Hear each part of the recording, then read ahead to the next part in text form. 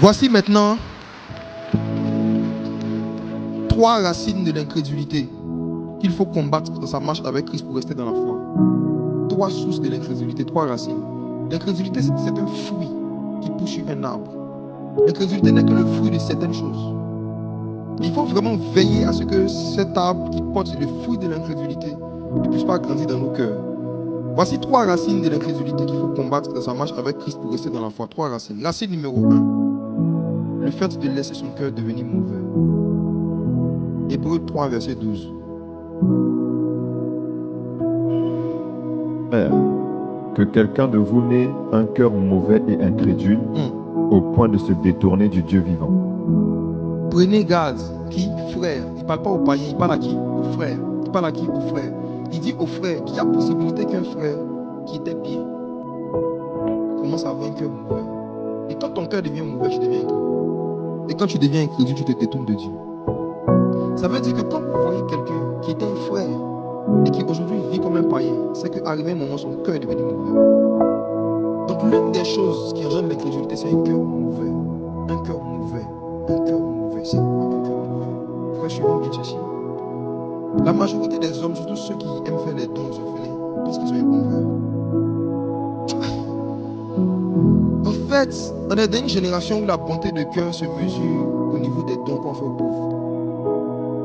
Il y a des gens qui se disent que comme ils aident beaucoup de personnes en détresse, ils ont un bon cœur. Frère, je ne pense pas qu'il y a quelqu'un parmi nous ici qui aide les pauvres plus que Satan. Je reprends ma phrase.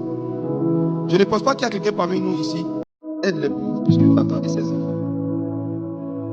Les satanistes, les francs-maçons et beaucoup d'autres sectes ont beaucoup de fondations qui font du bien à beaucoup de pauvres.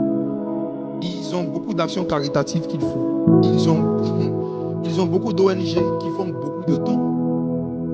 Ils ont un bon cœur.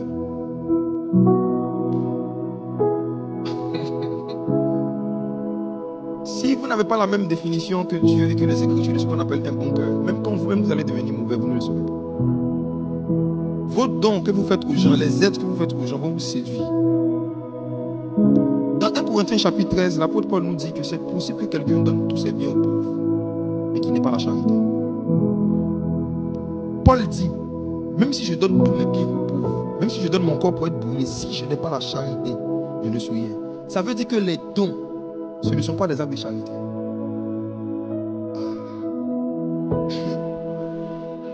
Il y a la charité selon le monde social. Voilà, l'amour. Il y a l'amour selon le monde, l'amour social. Mais il y a un type d'amour là, agapé, qui est la preuve que quelqu'un est un enfant de Jésus, qui ne se voit pas parler de c'est autre chose. Parce que quelqu'un peut ne pas avoir agapé, mais donner fait beaucoup de dons comme on le voit dans le monde. Ce n'est pas là-bas que Dieu nous attend. Ça, on doit le faire par amour pour. Je vois ça, c'est même, tu vois, même les païens qui font des dons. Donc toi-même qui ne fais pas de dons, tu es pire que ceux qui ont un mauvais cœur. Oui, oui, oui. Ça veut dire, avec ou sans un mauvais cœur, la morale, la logique même dans les rapports humains veut que celui qui a plus, de temps en temps, soulage les autres. Ça ce n'est pas la foi, c'est la morale. C'est la croyance. Et même des incroyants le font, des athées le font. C'est qui prouve que ce n'est pas la foi. C'est pas ça encore la foi.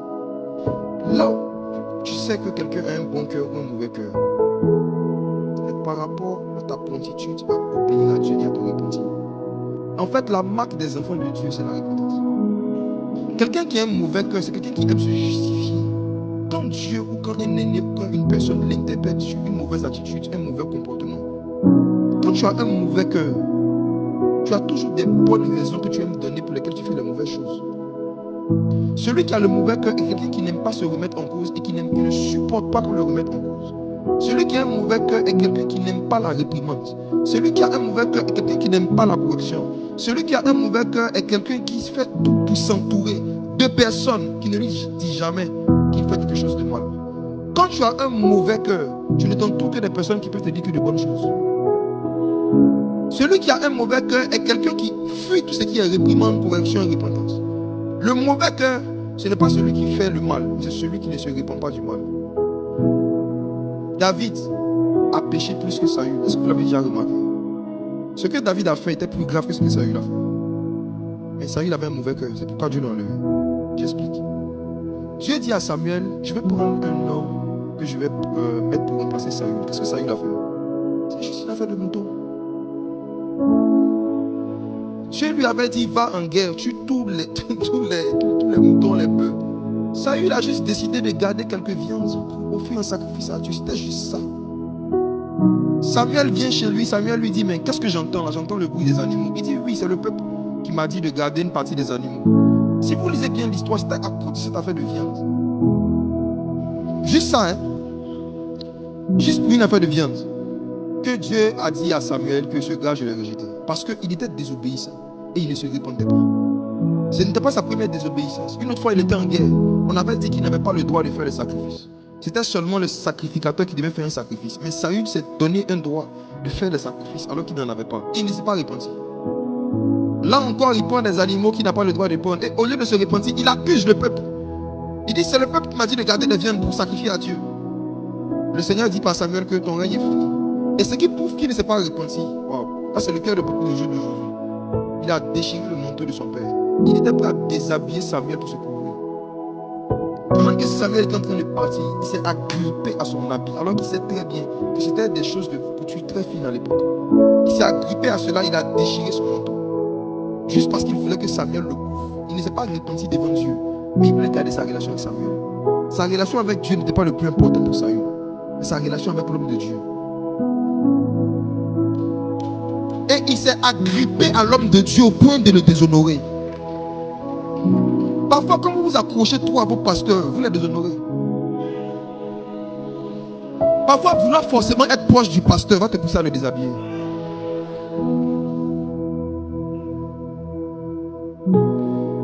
Il a cherché une proximité exagérée avec Samuel, même encore dans sa désobéissance. Il avait un mauvais cœur. Et lorsqu'il a déchiré le manteau de Samuel, Samuel s'est retourné et lui a dit, petit, tu penses que c'est un habit que tu viens de déchirer, mais c'est ton règne. Il dit, c'est ton règne que tu viens de déchirer. Ça veut dire quoi? On peut voir un fils en train de diriger, mais la puissance qu'il utilise de diriger est sur son père. Saül est sur le trône, mais la puissance qu'il utilise pour diriger est sur Samuel. Et en déchirant le manteau de Samuel, il déchire son propre règne. Dieu peut te donner le trône sans te donner le manteau. Saül avait le trône, mais Samuel avait le manteau. Et en déshonorant son père, il a perdu son influence sur le peuple. Il a perdu son règne. Quand un père vous accorde la grâce d'être dirigeant même d'un département, d'une cellule, d'une église, faites très attention. Faites très attention. Ce n'est pas parce que vous êtes dans la position de dirigeant et qu'il y a des fruits que c'est votre onction, c'est l'onction qui est sur votre vie. Je vais vous dire quelque chose, mes frères et sœurs. Vous qui travaillez dans des églises comme ICC et à qui on confie des charges, peu importe ce que Dieu fait au travers de vous, gardez votre cœur de devenir mauvais au point de croire que c'est votre consécration qui produit les fruits que vous voyez. Si Dieu estimait que votre consécration était à même de produire ce genre de fruits, il allait faire de vous les fondateurs des églises ICC. L'orgueil et la méchanceté viennent quand on commence à faire un lien entre ses œuvres et ses fruits, alors qu'on sait qu'on a été mis là par quelqu'un. Le cœur mauvais ne cite plus les personnes qui lui ont donné l'opportunité de manifester ses talents.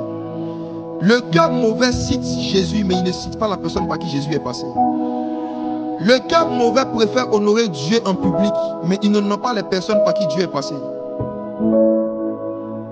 Avez-vous remarqué que les 4 évangiles ont été écrits pour parler de Jésus, mais il n'y a aucun évangile qui s'appelle Jésus?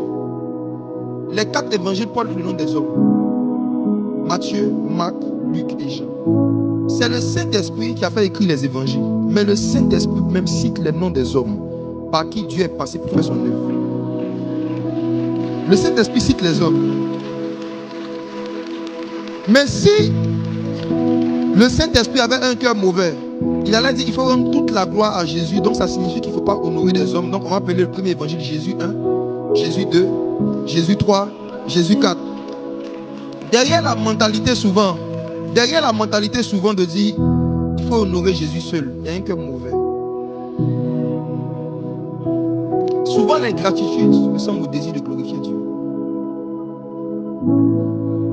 Quand des gens deviennent ingrats et mauvais, ils s'érigent en homme qui doit glorifier Dieu seul et qui est contre l'idolâtrie. Il ne faut pas citer les hommes. Les 66 livres de la Bible, il y a quel livre de la Bible qui s'appelle Dieu?